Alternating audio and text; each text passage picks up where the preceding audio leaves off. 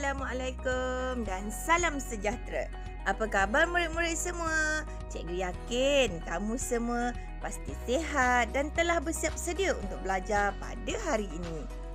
Baiklah murid-murid, hari ini kita akan belajar tentang Tun Perak Bendahara Terbilang bahagian 1. Tun Perak ialah bendahara terbilang dalam Kesultanan Melayu Melaka. Murid-murid yang cikgu kasihi, objektif pembelajaran yang perlu kamu capai pada hari ini ialah, mari kita lihat sama-sama. Yang pertama, mengetahui riwayat hidup Tun Perak. Yang kedua, mengenal pasti peranan Tun Perak sebagai bendahara Melaka. Siapa di sini yang pernah membaca tentang kehebatan Tun Perak? Jom kita kenali riwayat hidup Tun Perak.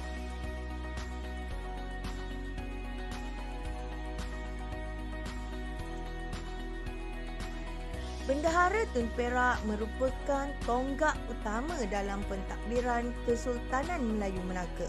Beliau berasal daripada keluarga pembesar. Nama diberi Tun Perak. Bapanya bernama Bendahara Seri Wak Raja Tun Perpatih Serdang. Beliau mempunyai 2 orang adik-beradik. Yang pertama Tun Kudu dan yang kedua Tun Perpatih Putih. Sebelum beliau menyandang jawatan Bendahara Melaka, beliau menyandang beberapa jawatan penting, iaitu Penghulu Kelang dan Penghulu Bendahari Melaka. Untuk pengetahuan semua, semasa menjadi Penghulu Kelang, Tun Perak membawa penduduk Kelang termasuk keluarga dan tentera ke Melaka untuk melawan tentera Siam. Strategi ini telah menaikkan semangat juang dalam kalangan tentera. Seterusnya, Tun Perak telah dilantik sebagai Bendahara Melaka oleh Sultan Muzaffar Shah atas kebijaksanaannya. Beliau telah dianugerahi gelaran Bendahara Paduka Raja.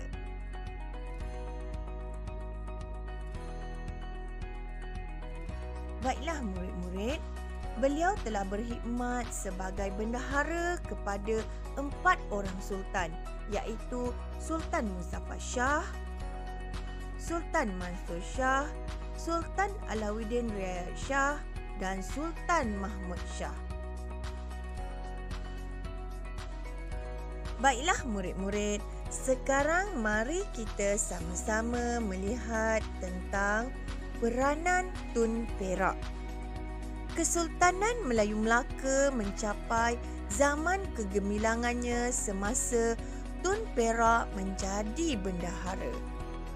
Jadi, apakah peranan Tun Perak? Mari kita lihat bersama-sama. Murid-murid boleh rujuk buku teks sejarah tahun 4, muka surat 142. Mari kita lihat peta bulatan ini. Peranan Tun Perak. Tun Perak mempunyai 4 peranan. Yang pertama, ketua pembesar. Yang kedua, penasihat sultan. Yang ketiga, ketua diplomat. Dan yang terakhir, sebagai panglima tentera. Baiklah murid-murid, sekarang kita lihat satu persatu peranan Tun Perak. Kita lihat yang pertama, ketua pembesar.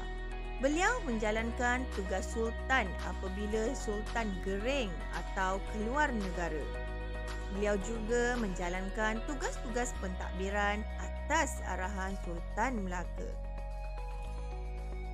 Seterusnya, beliau memastikan pelaksanaan undang-undang negeri Melaka dipatuhi. Yang kedua, penasihat sultan.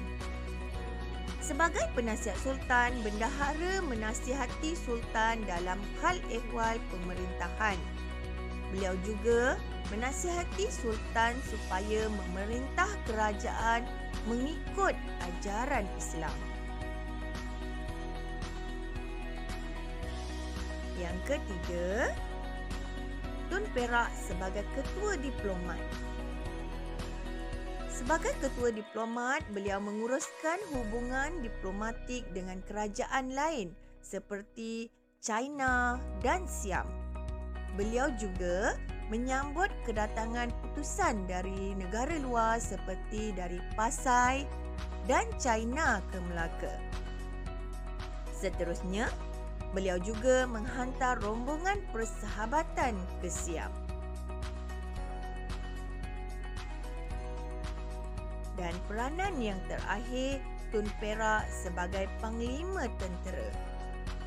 Tun Perak membantu Sultan Mansur Shah meluaskan empayar Kesultanan Melayu Melaka. Tun Perak juga berjaya mengalahkan Pahang yang ketika itu berada di bawah penguasaan Siam. Seterusnya, Tun Perak juga membantu Sultan Pasai yang menghadapi perang saudara. Bagaimana murid-murid sekalian? Cikgu berharap kamu dapat faham dengan jelas tentang tajuk yang kita pelajari pada hari ini. Sekian adanya, sehingga kita berjumpa lagi dalam kelas seterusnya.